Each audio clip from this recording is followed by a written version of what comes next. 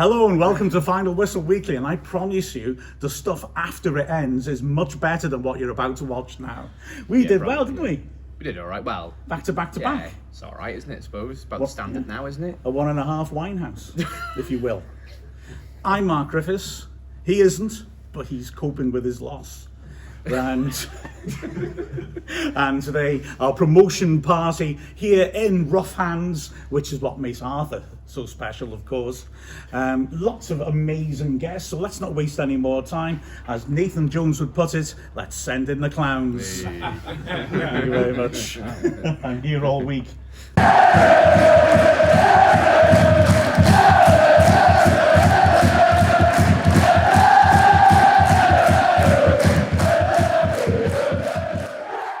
Anyway, later on, of course, we've got our musical guest, Green Day. But before then, our first pair of guests. Well, I mean, two Wrexham legends, two people who have got Wrexham flowing through their blood, thanks to a terrible transfusion mixed up at the miler. And I've got to say, two top... So, yeah? Have you been drinking? I'm worrying me for my wife. I'm always like this. It's tragic, isn't it? I mean, two absolute legends, two star strikers, Neil Roberts and Andy Edwards, everybody. Are we happy with how the season's gone? Jammy fantastic. It is, yeah. We thought Cheltenham back to Wycombe 4-0. Yeah. If it was 4. Was it 4? Yeah, it was. Yeah. I lost count. I'm getting old.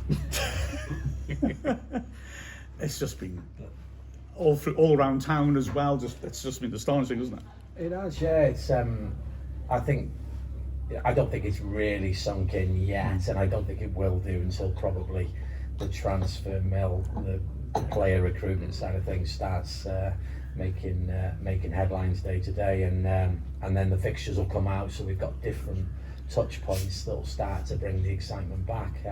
But like you say about the town itself, is people are smiling again. It's there's a real warmth, there's a togetherness. You know, you saw that after the game on the last home game, that that party atmosphere, but it was all respectful. And I think that needs needs to be acknowledged and remembered, because it's special times, and if you can't enjoy these moments, then when can you? So I think that for me has been such a good point, because this season there's been times when we've obviously had, you sort of said it, in the middle had a couple of bad patches, but I don't know how you couldn't have enjoyed any part of this season, even when we weren't playing well, because it's just mad that we're doing so well in League One, isn't it? And obviously done that well that we've gone up in the end. How has it been for you, sort of transitioning to a business owner and then seeing the other, especially owning a pub and seeing the other side of people coming in and moaning when we've not done very well? Yeah, it's been really interesting. I've enjoyed that side of it, because throughout the season, and just as Andy says, is that it's been a little bit up, and then we've had a couple of downs, but in the main we have rode our luck a little bit to maintain our position in the league, but we fully deserve to be where we are. I'm really confident about that, is that you could have a conversation with anybody in the league. Birmingham were always going to be the ones that run away with it, and then I think some of the other teams that were considered the sort of title contenders, the likes of maybe it's like a Huddersfield, they've really dropped off at the most crucial time in the season, and what we've done is kind of testament, really. And I've got to pay special mention to Parky, because what he's done is remain faithful to how he operates and how he works day in, day out. And what I love about it is the mentality and the togetherness that they've got as a group of players. From a sort of a group perspective, they stick together. It's interesting that, because we've got a big squad. How does you've obviously both been in Wrexham dressing rooms. How does a manager keep everyone happy, or at least happy enough to go towards the goal that we've ended up having? Well, I was fortunate enough not to be in a big squad. But if you're working hard enough and you get your place, you make sure you keep it. And in all fairness to them lads, they've done it. and he's been fortunate enough. All right, Owen O'Connell last few games. Then he's brought that Colossus in, Dan Scar. And for me, I don't think they'd be where they are without him in the last 3 games. He's a colossus of a man. And that's a classic example, isn't it, of how things work for players, isn't it? That, you know, O'Connell's been playing really well. Scar then, you know, O'Connell picks up an injury, he's fit for the next game, but Scar was so good in that half. As a professional, you know, you've just earned that spot there, haven't you? Yeah. I think as well, it's obviously there's really good strength in depth, but also the characters of the players is so important. And then what he has done is he's got those senior professionals, as in your McLeans, your Fletcher, you know, as previously we had Youngie and we had Ben Tozer, that they'll ensure that there's nobody that sort of gets above their station. And I think that's something that I think is probably from when you were in your changing room. Yeah. We had Big Jim Steele, Jay King, and in the early days, Gareth Davis, Joey. You know, they made sure you did what you were told, which brought you out to be a good player and good young men. Yeah. Same as you had. Yeah, absolutely, yeah. And like Stephen Fletcher, mate, he must take Cleworth round the arm and say, listen son, you're one special player, but keep your head down. Don't get involved in this hype. Yeah, exactly. So, and Ben Foster, you saw was talking to Ben Tozer, and they were both saying, you know, neither of them has seen anybody in the changing room since when they came around that had anything negative about them at all. Just good characters, all of them. Yeah, and I think it would be quite easy for, you know, you couldn't blame one of them if they got above their station, but I think they're quickly marched back into line, sort of thing. So I think with all the social media as well, you can't fart outside now. You know, I'm being this isn't America. I'm being brutally honest, you know. I feel for these players nowadays. They can't go and enjoy themselves like we did. yeah, You know, they get scrutinised. Somebody's filming everything they do. And, you know, I wouldn't want to be in their places. I wouldn't. Because we had a laugh, didn't we? yeah, absolutely, yeah. That's the biggest area that's changed, isn't it? Yeah, Is the you know, it is, you have to be now, you have to be So professional, it's ridiculous, Yeah. That's crazy. Even like, I know it's not football related, but did you see that stuff with Eddie Hall the other day, the strong man, and people just rocking up at his house and knocking on the door and giving him stick? I mean, you get a bit of fame and suddenly it can snowball, can't it? But I think Absolutely, yeah. we've been relatively good as a community, I think, to stop that from happening. Alone. Yeah. Even, you know, when they're storming onto the pitch at the end of the game, there's nobody grabbing anybody, they were just being really nice. Yeah. When you got relegated over, they tried to punch your head in. Yeah, unfortunately. Yeah, no, it has, but that's important, isn't it? And I think that's the bit that, like, for me, is probably the most important thing. Is that the club has always been a family club. It's always been sort of very much togetherness. That's always been here. That's not new. But I think it's important that they retain that. So you see Rob and Ryan and the rest of the sort of ownership team walking through the stands and having photos and being connected. That's important to continue. That continues. The players doing their entrance before a game. That's really important because it'll get more and more sort of difficult and sort of challenging the higher up we go. And again, there's not many, if any, teams in the world that do what we do with the sort of togetherness piece. It's community and the football team just sort of go hand in glove. It's amazing. There might come a point when we sign a Premier League player that refuses to do that for their own safety, mightn't there? You know, it's not unfeasible, is it? I get how they opted into games. But that's the bit where you don't sign them if they're not. Yeah, that's if true. They're not, That's true. If they're not doing the off pitch, then they're not good enough for us on pitch. You know, how many names have they thrown at this club over the last month? You know, Ibrahimovic. You know, and others that we won't name, but they're ridiculous. And they'll ruin the changing room for a start. They'll ruin the changing room because them lads get on. You only got to have one big, we won't swear, but fancy Dan walk in and say, here I am. They'll be like, and then they'll be thinking, what's he on? I bet he's on that much more than us, and then he gets bitter.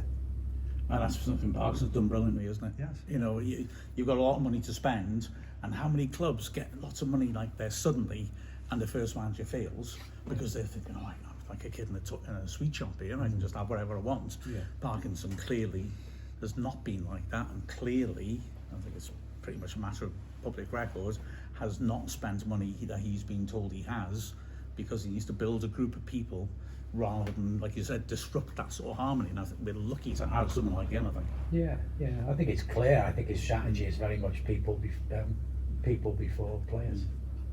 I think that, Which is good. yeah, which is great, and it's worked. Yeah, throughout throughout the league. So it's not just at the higher levels; it works lower down as well. So. Pity we missed out on Trent, though, wouldn't it? Really, you know. I mean, he'd have been a decent backup. Still Have we? Yeah. Backup right back, yeah. Oh, yeah, he hasn't announced which Real Madrid he's going to, has he? Which? Yeah. Maybe he's going to Rayo Vallecano, eh? He's getting dropped off in Las Vegas. Do you reckon? I have got to say, Andy, I remember you astonishing me when you said about training under the stand, Yes. because you had nowhere to train. No. And when you think about that compared to where we're heading now, it's hard to imagine it's the same club, isn't it? Well, I don't know whether you were saying, because if Stanley was frozen, they'd ship us off up to Plasmatic and we'd train inside there. And if they couldn't book the session, we'd do sprints under the, what's the tech end we used to call it? Yeah. What stands it now, the board stand? Stoke, so-called Broom. Is it really? No. Anyway, they had a running track underneath there and a gym which we sat in. Yeah. And just do sprints up and down this all-weather track, which is basically grit. And that'd be a training session. That's incredible, isn't it? Or we go in the car park Yeah. and play keepy uppies because we didn't run on it. Yeah. That was a training session. Yeah. And then Bobby Robertson this time would have us in the gym all afternoon. On the gym. Almost wrong. In those It was days, you know? sit-ups and press-ups and everything. It was just Yeah. get the money. That's the media room now, where the gym was. That's it, yeah. Yeah. And being on the gin was acceptable in the 80s, I guess, wasn't it, really? Up to a Yeah, point. pretty much, yeah. Yeah. I like this. I wore my, replica of the shirt I had when I was 9. And then I see that you got exactly the same shirt on there, separated at birth. That's quite something, isn't it? The way our mind's working. But wow, I mean, yeah, Gareth Davis there that you just mentioned as well, and Edin Dzvecki, Steve Fox, all these great characters. You know, like you say, and like Neil said, it's the club's got an authentic identity. The owners have done so well to basically maintain that when they've come in pretty much blind, and we've risen so quickly. It's brilliant that we are very much still Wrexham, aren't we? Yeah, definitely. It was nice to see Mickey getting some of the plaudits as well on the weekend, and you know that was important. And there was a few choruses of Joey going round the stands, wasn't there? So that's another one that's really important not to forget. Yeah, 100%. And I mean, it's interesting because we've got a really rich history, but in terms in football terms, we've not won a lot, and we're now seeing the next generation of Joey Joneses and Mickey Thomases coming through, aren't we? These players that we've witnessed. I don't think people can quite comprehend that in 10, 20 years' time we're going to be talking about James McLean and Paul Mullin and people like that the same way that we're talking about, maybe not quite Mickey and Joey, because I think they're quite unique in how they came back and to between the clubs, but that generation of players is still special now, 40 years on, 50 years on. You know, there's no reason why Max couldn't be well, in that team, because he yeah. started here, he's risen through the ranks, he's been out to the League of Wales and played at Carnarvon and on loan, and then Nomads as well. I think he might have. Yeah, he was when he as a kid. He started there, didn't he? So it's like, you know, somebody like that. You know, McLean and Mullin and, you know, Ben Foster and people like that have all come in and done brilliant for us. But I think what all of us sort of locally in particular wanted to see was somebody coming through the ranks and kind of making their way. Maybe he's going on to if it's not with us, to the Premier League, and then coming back like Joey and Mickey did. So yeah, I think we're in a great position. Hopefully they get the academy kind of firing on all cylinders to produce those players. And you would have come into the team, you know, when players like Joey were there. you'd been an apprentice, I guess, like 77, 78, that great Well, that was era. we're not like they are now. I was 14 when Yeah. they signed, so I was 1979. And we trained with them, as you did. And then we went on a trip to Eindhoven. Got invited, me and a couple of the other lads, John Muldoon and what have you. And we did all right, and on the way back to be apprentices next year. I said, yeah, of course. And you don't realise when you're that young, just, it was the last time that they were this high up, 1981, in the second division. And then looking back now, you think, oh, sorry, you think, bloody hell, yeah. It's quite good. Yeah. With the last squad, all right, yeah, I had back-to-back relegations. I did, yeah, because we had no money. Yeah, 82, yeah. 83, 81, 82 down, 82, 83 down. And we consolidated ourselves in the 4th division. Exactly. Yeah, and I'm beating Porto and stuff like that, you know, to be fair. You know, 3 Welsh Cup finals, Yeah.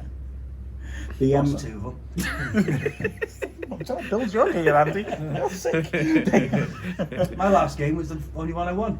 It's true. Kidderminster away. But the only Yeah, World Cup fair final play. you won, not the only game you won. No. To be fair, that's a bit worrying, wasn't it then? And you won Young Player of the Year as well, didn't you? Yeah. Obviously, Clue's just been the first one to win it 3 times, but I'm not denigrating your achievements. Yeah. Oh God, that came out wrong. But It was pretty only 4 under fantastic. 21s at the time of this. You're too modest for your own good, Andy, I tell you. But yeah, it's remarkable to think, isn't it? And long may it continue. Absolutely brilliant, isn't it? Absolutely brilliant. Yeah. Well, guys, it's been an absolute pleasure to talk to 2 genuine legends, not just of the club, but of this town or city, I guess now, isn't it? Still feels weird. No, it's not a city, is it? It's a town, yeah. So, thank you so much for joining us, Neil and Andy. Well, thank you. That was brilliant.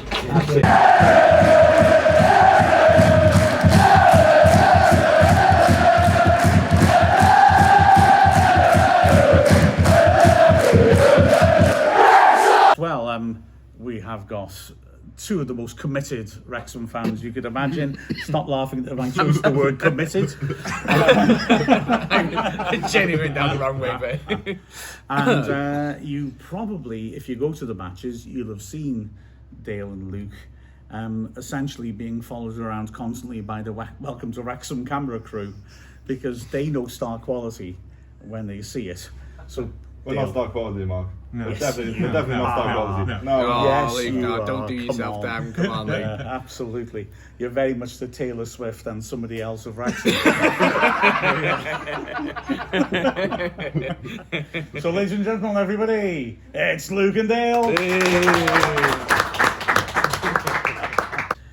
But I just love the fact that essentially, wherever I turn, you 2 are there. I think I just love the Someone's fact been that. menacing that man. I mean, I no longer bathe alone. Don't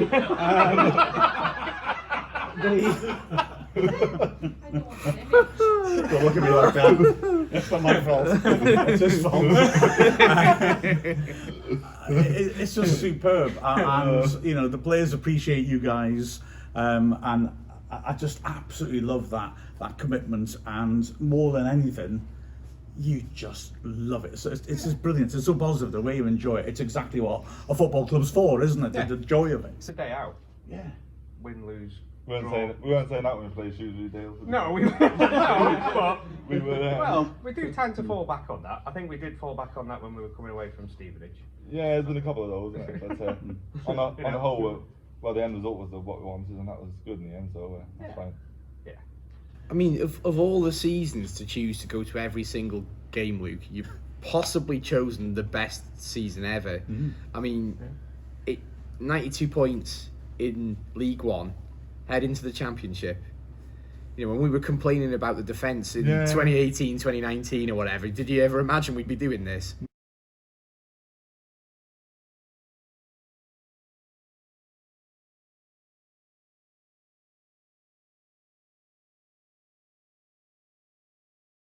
Everybody in this room knows I like a moan.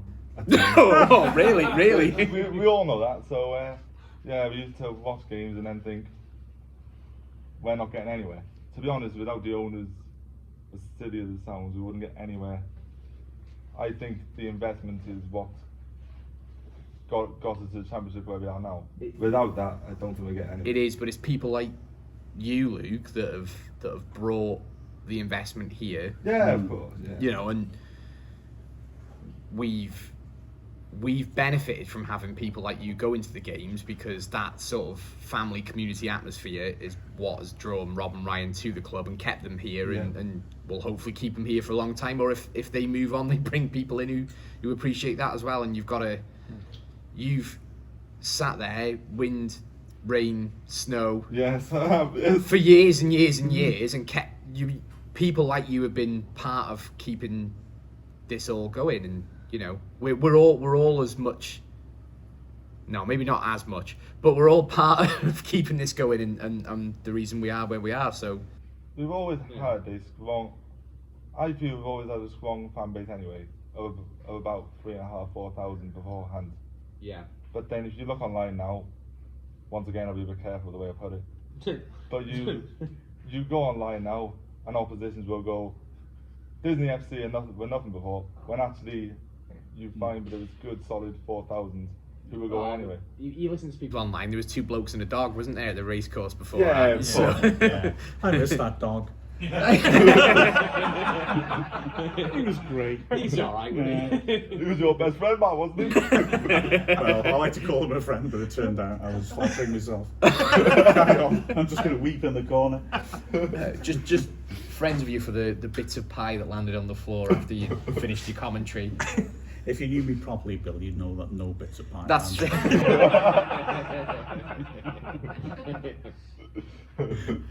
I just think, don't you both feel that having shown such commitment through tougher times for the club, there's this lovely sense of, and it's going to sound wrong, but like, you've earned this. It's great. It's lovely to feel, you know, you follow them and now we get this. Yeah, it's fantastic. It's almost still sinking in, I think, how big this really is.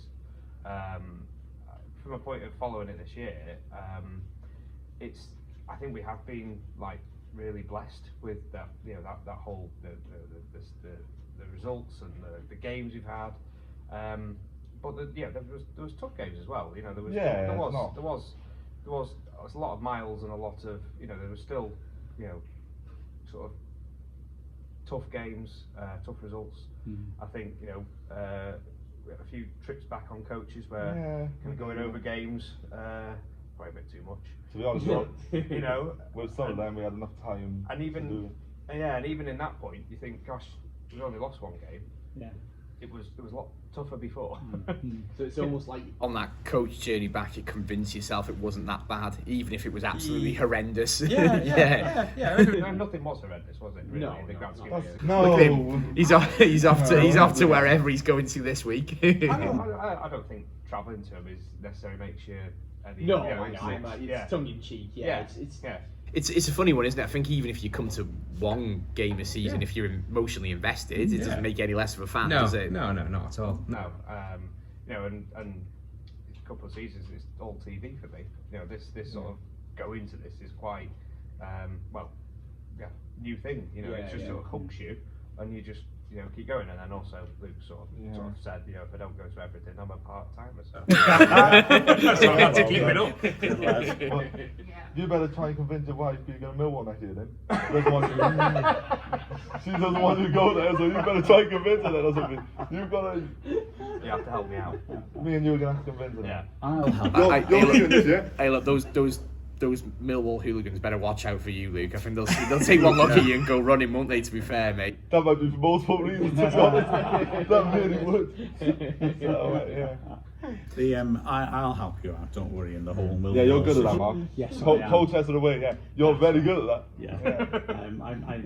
I did help You did, to convince Mum that you should go to Colchester by claiming it was an important historical site, even though, of course, it's actually based in a shopping centre on the edge of town. Did you buy it as well, Mum? I did.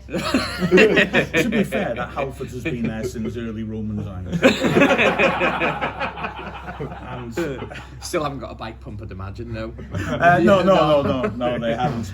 And there's a lovely little woad shop around the corner that Bozica used to go to. Oh, fair. Yeah, absolutely. And by the way, just so everybody knows, as Bill said, due to a number of reasons, he hasn't been able to get to all the away games this season. But the ankle tag comes off in September.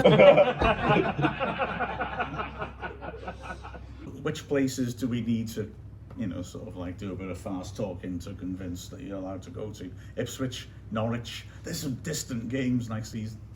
I got no problem really. I'll be leaving up every game. Maybe not every game, because when I spoke to you, Bill, it depends what the club's foundation has to say about that. In terms of, at the moment, I'm a volunteer once a week when I'm in school. If they were to offer me a paid job, and they said, no pressure if they're watching. No, of course. But I'm not saying they will, but if they were to offer me and they said you had to work a Tuesday, I'd have to, even though I kind of want to say, but I'm booking multiple holidays to go to football. If I did, I don't think it'll look very good. I think the other thing with Championship is it's different days. Yeah, that's the other thing that hopefully Friday, about it, Wednesday, maybe. Yeah, so it's. But I think we're also potentially up for the challenge of more TV, so more moving around possibly in terms of kick-off and everybody days wants and things. Wrexham on the telly, don't they? Really? Yeah. Everybody wants to see Disney FC, as fans would say, on the telly. Everybody knows that. I'd like to hazard a guess we'll probably be on TV for the first weekend, whether it's the Friday or Sunday or Monday or whatever. Yeah. Who would you like first? And would you like it to be at home or away? Southampton away from me. As long Is this not the Monday? as long as it's a Saturday or maybe Sunday. But I don't fancy Friday or Monday. Get that distance done to start with, eh? Yeah, just get Southampton and Norwich and stuff out of the way in the first couple. How about you, Dale? I prefer home. I think it's good to start at home. I know that's what we've been sort of lucky with the last seasons. And on that basis, take anyone really, but it'd be nice if it was someone coming down. Could you imagine Leicester at home on the Friday? Yeah. Andy, you'd be doing all right that weekend, I think, wouldn't you? Who's to get the EFL listening in on this now? We're liable to have more Sunday games on TV. I know what you're going to say. It's going to clash with the women's games, and we love going to the women's games, don't we? So, that's a blow, isn't it? Really? Yeah, I think that needs to. I mean, the women's game is. I think it's fantastic. I think it's something. If people haven't been down to see them, they should just come give it a go. It is really great, and I think because it's when you all go to a race course, you all go in your normal seats and you're sort of all around. There's a lot more people, but when at a smaller game like that, which is common to lots of smaller games, you get to meet different people, and that's how we've all met. Really, is by having that sort of different groups of people who follow and you mix differently, and I think it's we've almost started to gain as a group. I think the fan base there is sort of it's the pocket of people starting to sort of cluster together. It's growing, isn't it? And the cup final and the bus and all that. It's starting to come together as a bit more of a women's following, a community. And Denby was great as well. A game that was almost home and away, but don't tell them yet. Don't tell them that yet. We don't know where they're playing. They might want us to go Denby every week or something. But there was such a strong following on that day. I almost it surprised me that how many actually travelled for that game, which was it's a Cardiff game that didn't really mean much in the grand scheme of things, phase 2. But yeah, I think the women's games are fantastic. Fantastic as a community thing, as a day out thing, as a almost different experience. And I've been trying to work out why, despite following Wrexham for all that time, and now we're like having, let's be honest, the best run of results any club's ever had, except for teams at the top of the Premier League winning hand over fist. Despite that, I kind of enjoy the women's games more, and I was trying to work out why, and I think part of it is that they've given me another Wrexham team to support. Because it's all very well having a soft spot for a team, but that won't last. But no, the women's team is like, there's 2 Wrexhams now. We've got 2 teams I feel totally committed to, and that's a real treat.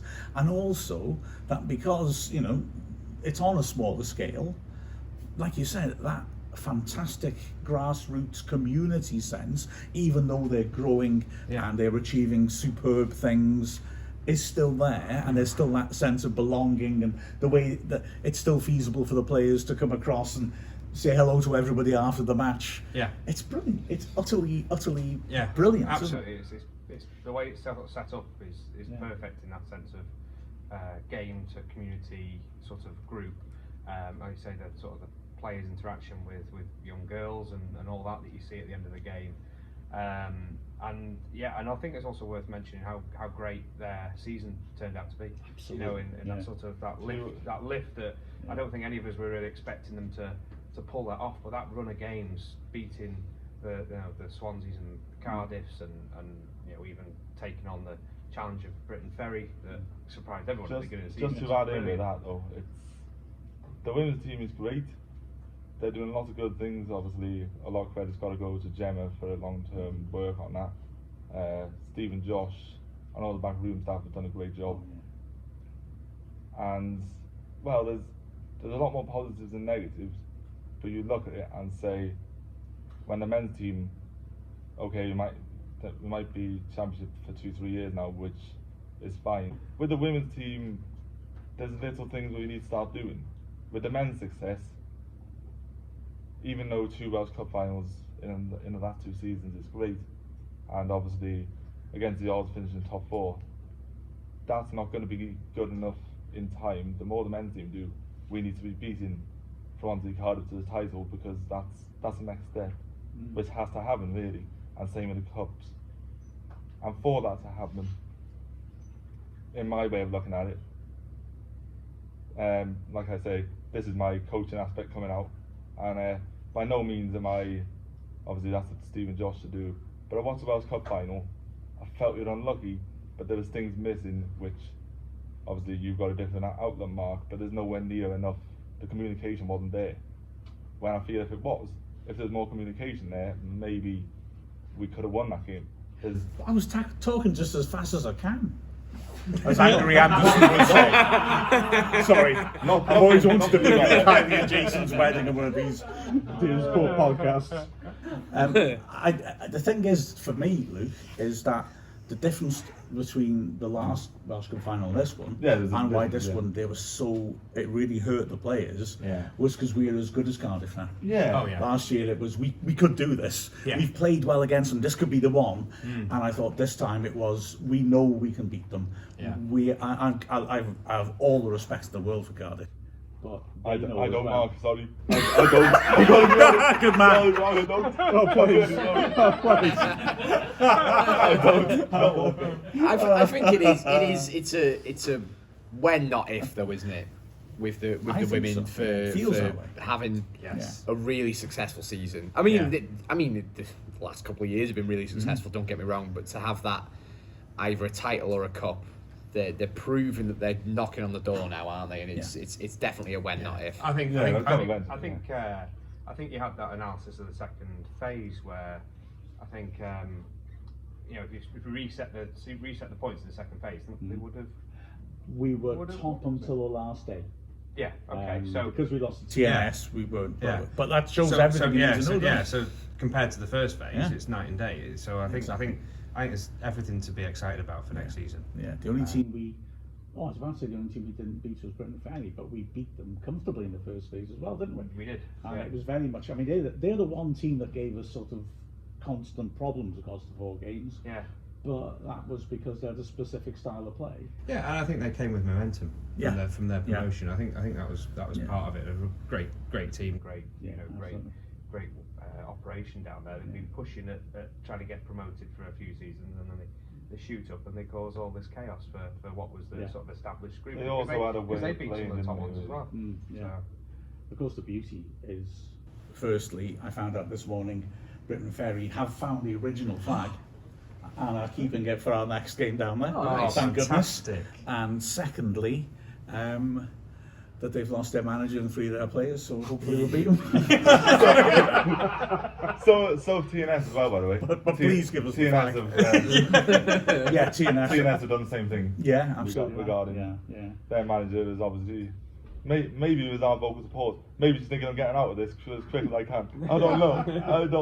But yeah. I think that If I'm honest with you, I think she left because she heard you lot singing in that last game I of the think so. season. Well, yeah. And the I think atmosphere so. was such, she thought, oh wow. She's thinking I got to get out of this quick. Yeah. Yeah, that's worth noting. That's another thing that's gone on through the season. I think we were increasing our noise as a fan base. I was going to ask you that. That's certainly my perspective.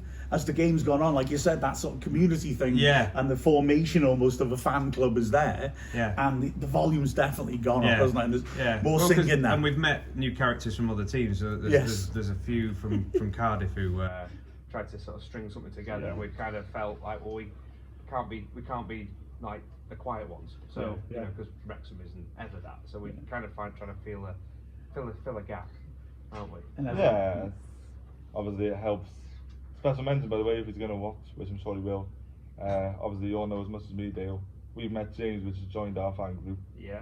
Which is also, I can shout loud, but he can take it to the next level because his voice carries, which in the nicest way possible does help. I think that's how we first became aware of him. I think we were at Aberystwyth away. You can just hear him and you think, who's that bloke? And then you're like, oh yeah, he's okay to be fair. It was Aberystwyth away, and it was this, you know, noise coming in, and then that was it. It does help. Yeah. There are those 3 blokes at Cardiff, aren't there, who just have songs for every player, Oh, which I find very entertaining. Yeah, some of them are quite good, but the rest of the fan base doesn't catch on with it. No, they don't. They've got a Kind of song list, strange. haven't Yeah. they? Yeah. Script, I mean, needs to go off. Have they? I mean, who needs a script? You know, really. Well, you know I don't. You know, they've You're got- right. Yeah. Funny enough, there's an older bloke who's there, and he usually wears a kilt to come to games. Yes. Yeah. You all know, Yeah. and spoke to him before the Welsh Cup final. I said, I'm telling you, mate, you're getting it today. We're gonna win. You know, as I would, just honestly, just like I said, we're gonna win. He said, oh, I'll speak to you after 90 minutes. I said, oh, no problem, because I said, I'll get the tissues ready for when you've lost. I'm saying all this, comes to the end of the game, he's waiting for me on the steps. And he's like, what did you say before the game? And I'm like, I think I've got a bit of memory loss here, you know.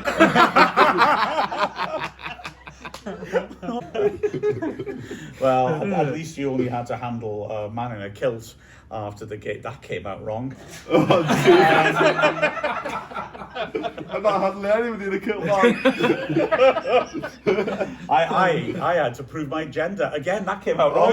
Oh yeah, I've seen that, yeah. Are you playing? I mean... I was asked if I'd played in the Women's Welsh Cup Now be final. careful what you say now, Luke. Come on. Listen, Mark. How would I put it now? 1, you are the wrong gender, and 2, with all due respect to you, I can't imagine you running around the pitch, to be honest, Mark. I'll be really honest. That's cold. In fairness, when you play in goal, you don't run around the pitch anyway, do you? So You do the way I did it. Mark was just going down to I was never knowingly in position. Mark was just kicking all his strikers, wasn't he? Of the ball. No. But you are magnificent, and all the guys who are here as well, who go to so many games with you, absolutely a credit to the town, a credit to the club, and a credit to football. And I'm honoured to know you. I don't like him, but you lot are great.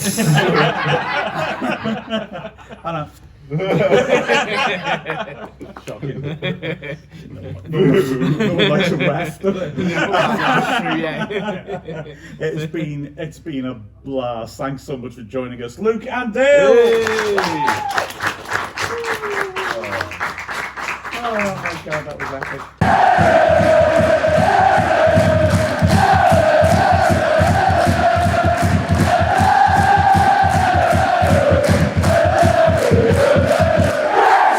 Doesn't this feel like the end in so many ways? it really does, yeah. It's yeah. been fantastic to everyone. It's Have been- everyone here, if I can get my words out. I feel like a Martian is taking over my brain and I can't speak properly, but we'll deal with that in 3 years' time after back to that. No. Good night, everybody. Bill's lost his head now, it's gone. It's gone. Luke, the job is yours, mate. To Right. be fair, Mark, Luke's tipped him over the edge. You can't blame him. can you? That's true. That's true. Yeah. Absolutely so. Fair play. Right. Well, we're finishing now. Goodbye, everyone. See you next season. Oh, next week if I can be bothered to. Yeah, well, maybe, yeah. See how it goes. Yeah. Stop. Hammer time. Cheers, cheers. Get going.